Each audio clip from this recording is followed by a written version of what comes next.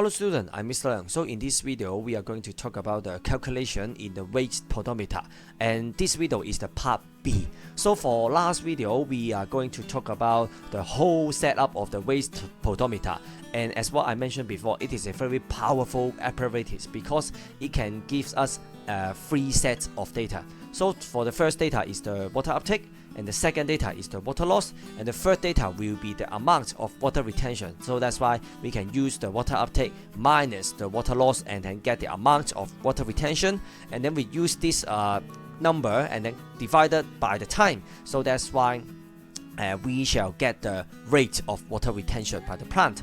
And one thing I would like to mention again is the density of the water, 1 gram per cm cube. So that's why the unit of the water, 1 gram water or 1 cm cube water, it can be interchangeable. Okay, so and then in this video, before we talk about the calculation, actually the first thing you need to know that is why the air bubbles can go along the capillary tube. So that's why I explain why there will be the movement of the bubble along the capillary tube. So remember that actually the transpiration, okay, the transpiration, it can create a force, the transpiration pull, and then help the plant to absorb water. That's a very basic concept in transpiration, this chapter. So that's why for the first part, you can see that as water evaporates from the leafy plant, that means water loss from the plant. And then the cut end will absorb water due to the transpiration pull. So that's why connect the idea together. We have the water loss, and then the water loss will create a transpiration pull and then help the plant to absorb water along the xylem vessels, right? Okay. And then, so why the air bubbles will go along, okay, the graduated capillary tube or the capillary tube, okay, simply. So due to the cohesive force between the water molecules. Cohesive force, actually, it means the attractive force between the water molecules. They attract each other. That means one molecules go to the left and then the other water molecules will follow. So it's just like the chain, okay? So in the chain, if I grab one end of the chain and then pull it, maybe for example in this part to the left, and then the last part of the chain will also move along to the left. Okay, so that's because the water molecules, you can think about that, they connect with each other. They attract each other. So one water molecules go, and then the other water molecule will also follow. Okay, so that's why finally the air bubble will move along the capillary tube towards the plant side. So that's why in the bubble potometer, actually is investigating, is measuring the water uptake for us, the amount of water uptake and also the rate of water uptake for us. So for this video, okay, we are going to talking about the calculation. So that's why we need to take a look at the experiment first. So in this diagram, okay, it shows the apparatus used to study the water balance in the plant. So actually, what does it mean for the water balance? Water balance, okay, it consists of two parts. For the first part is talking about water uptake, and the second part is talking about the water loss. It's just like a human being. Imagine that, okay, you are playing football outside, you are running outside, okay, under a very sunny day. So that's why you will sweat a lot, okay, you will sweat a lot. So that's why sweating is a type of water loss, right? Okay, and then or after doing the rigorous exercise, and then you want to drink some water, okay, drink a lot of water. So that's why drinking water is the way of water uptake for you, okay. So that's why for the water balance, okay, actually the calculation is that, what is the amount of water uptake and what's the amount of water loss, and then do some calculation and then to see that which is larger, water uptake is larger or water loss is larger. The water balance is maybe for example positive, that means you get more water, okay, then you lose water. Or the water balance is negative, that means you keep sweating and lose a lot of water. And even you drink water, okay, actually you cannot replenish, okay, the water loss in your body. So that's the water balance, okay. So and then for example, okay, in the plant, the same idea. Water loss, that means transpiration. Water uptake is the water absorption, okay. So that's why in this setup, okay, is helping us to study the water balance. Okay, for the upper part, that's the bubble potometer. That means it's only talking about the water uptake. Mr. Leung, it's only talking about water uptake. So how can you know that it's talking about water balance? You will know it, okay, boys and girls. And for the bubble potometer, the main idea I would like to talk about, because this video is talking about the calculation, so that's why in this part the cross-sectional area of the tube is very important. It's really investigating the water uptake. Yes, that's true. But take a look at the lower part. I put a balance under the bubble potometer. So that means the whole setup, it will become weight potometer. As what I mentioned before, weight potometer is so powerful. It can help us to calculate the water uptake, it can help us to calculate the water loss, and then it will help us to calculate the water retention, right? So that's why you can see that this apparatus really can be used to study the water balance in the plant. Water uptake, water loss, you get it. And then do some calculation, minus the number, and then you will get the amount of water retention. And then we put this apparatus under the bright light, okay, high light intensity for 2 hours, okay. Why I need to tell you the time? Because I'm going to calculate the rate. So, and then take a look at the result, okay. So you can see that for the upper part, the position of the air bubbles, okay, initial reading, that means the original reading is 5.8 cm, and then the final reading is 47.8 cm, okay. So that's why that means it's just like the red dot, okay. It moved from the initial position to the final position, okay, 5.8 and then to 47.8 cm. And then you can see that how long did the water bubble travel. Just do some calculation, minus will be fine. And then for the weight of the apparatus, that means the water loss, okay. So the initial reading 868 grams, and then the final reading will be 866.3 grams. So that's why you can also calculate the difference of the weight of the whole setup, okay. And it's just like before. For the beaker, for the capillary tube, for the purette, actually they are the glassware, right? So for the glass, actually their weight will not be changed, okay, at all. So that's why we only focus on the water loss. And then for the calculation, for the first question, very easy one, the amount of water uptake, okay. We have the distance, okay, traveled by the air bubbles, okay. So that means it will be the 47.8 minus 5.8, okay, and then times 0.05 cm square. Actually, okay, why do we need to times the 0.05 cm square? Actually, it's due to the volume of the cylinder. Like, that's the very basic mathematics. I think all of you can handle this, okay. For the cylinder, how can we calculate the volume of the cylinder? We have the cross-sectional area, pi r square, okay, the area, and then times the height, that means the length, okay, and then we have the volume, pi r square times h.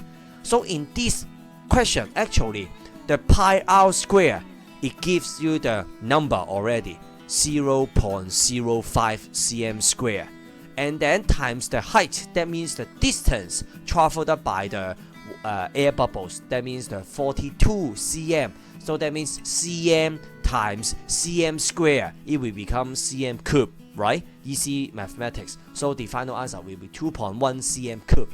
And actually, I show you the diagram once again. Actually, the diagram will be like this. I just put the cylinder from vertical to become horizontal. So you can see that the area of the cross-sectional area, and then times the height. In this type, it's not talking about the height, it's talking about the distance, the length traveled by the air bubbles. The same idea, right? And then we get the amount of water uptake. For question 2, it's talking about the rate of water uptake. You calculate the amount of water uptake already, 2.1 cm cube, and then divided by 2 hours, and then you will get the answer 1.05 cm cube per hour. Okay, question 2, rate of water uptake.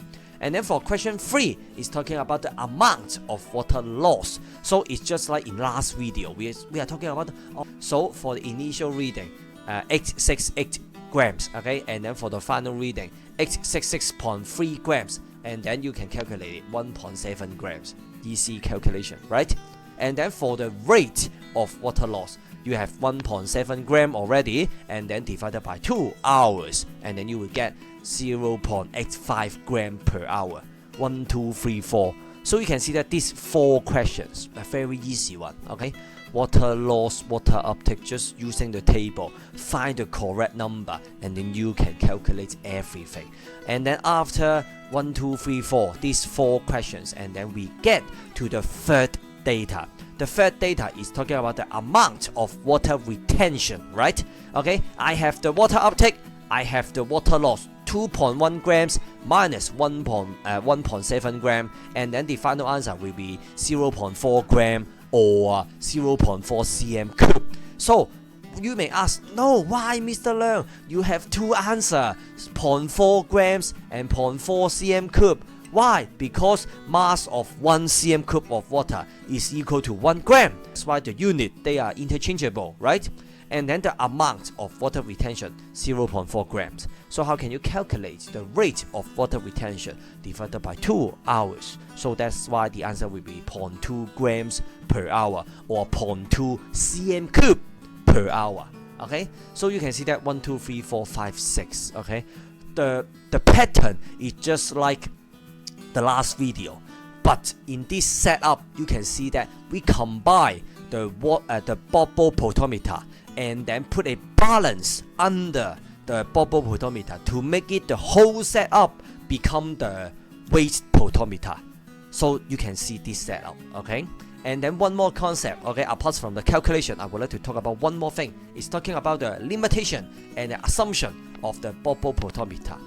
As what we know that in fact the rate of water uptake is measured by the bubble potometer instead of transpiration rate. So that means actually the whole setup is only investigating the water uptake by the plant, but not the water loss of the plant. So that's why the result might not truly reflect the transpiration rate of the plant. So any assumption we can make to make this experiment to become a bit valid.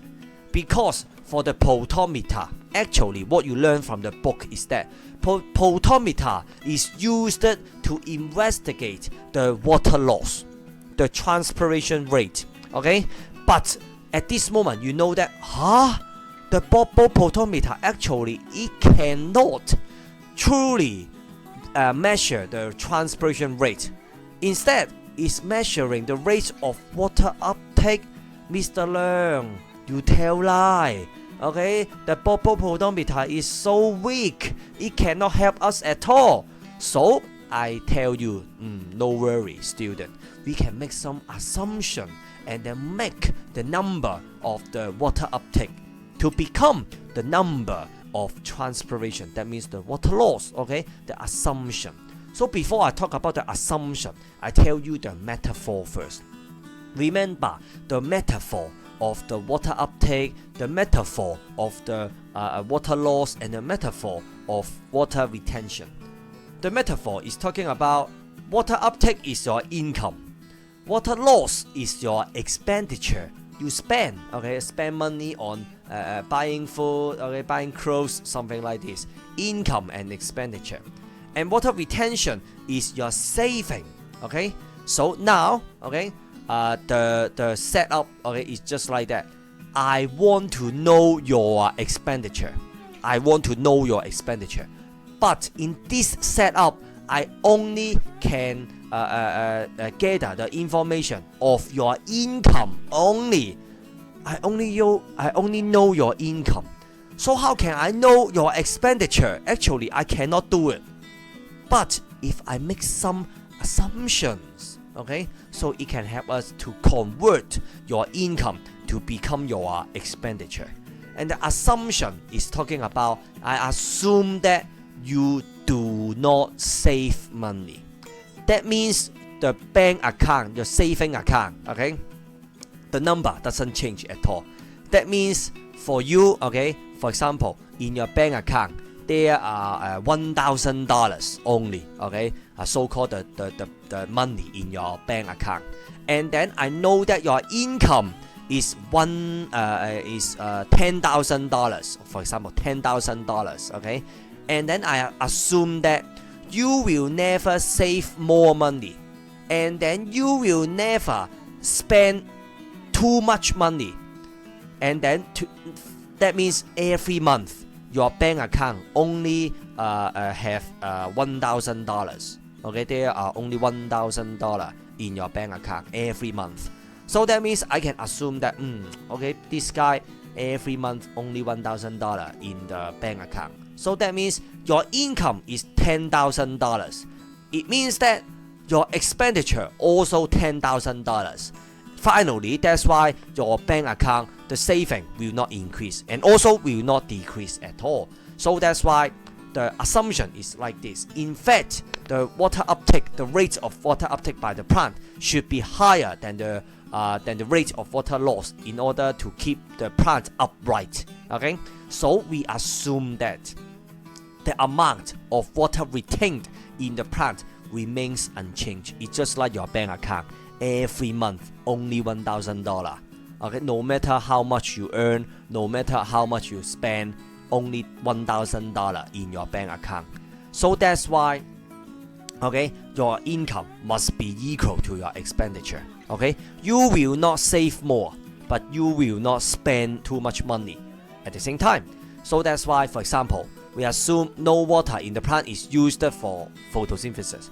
This concept tells us that I assume that the plant even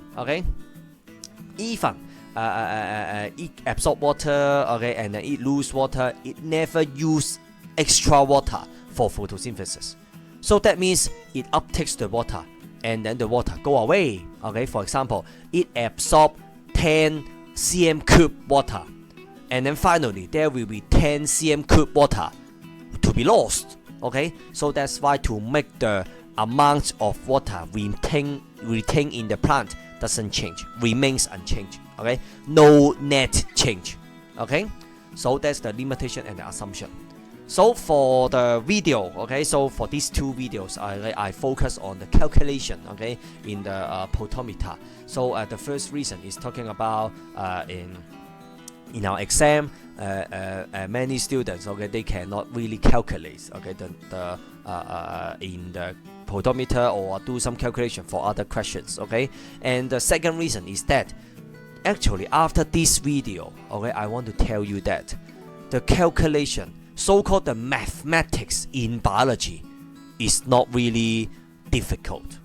It's not really difficult, as you know that, okay. I just do some A minus B and then divided by C. It's just like this. It's not really mathematics, okay. It's a very primary one, right? Okay, you just need to pick up the correct formula, correct equation, and then pick up the correct data, and you can calculate. Okay, so one thing I would like to talk about is that many students, maybe for my Form 4 students, okay, you may think that the mathematics in biology is so difficult, but I really hope that after you watch these two videos, you know that this calculation, the mathematics in biology, is just a piece of cake, so easy. Okay, because as what Michael Jordan said, okay, if you quit once, it becomes a habit. Because many students, they think that mathematics so difficult. I escape, I quit. I don't do any calculation. I don't even want to understand the calculation in biology. But you know that it's just a piece of cake. Okay, every question it may carry 2 marks, okay, or 3 marks. So do you really want to lose these 2 or 3 marks? I don't want to. Okay, so remember that if you quit once, it becomes a habit. Never quit. Okay, in biology, the calculation is not that difficult. It's easy. It's absolutely easy mark, okay, for you to take from the exam paper. And then in the channel, okay, actually I make some video before. Okay, it's also talking about the calculation. So that's why stay tuned in the channel. Okay, there will be a lot of video to support your learning. Okay, so summer holiday is coming. So that's why watch the video again. Okay, no matter it is the assignment video, no matter it is a reading to learn video, okay, or the revision video, the examination skills video, okay. So I think those videos can help you a lot. Okay, so stay tuned for the channel, okay, for the update. Okay, so if you have any problems, okay, any questions, so leave it below. I will answer you as soon as possible. See you next time. Bye bye.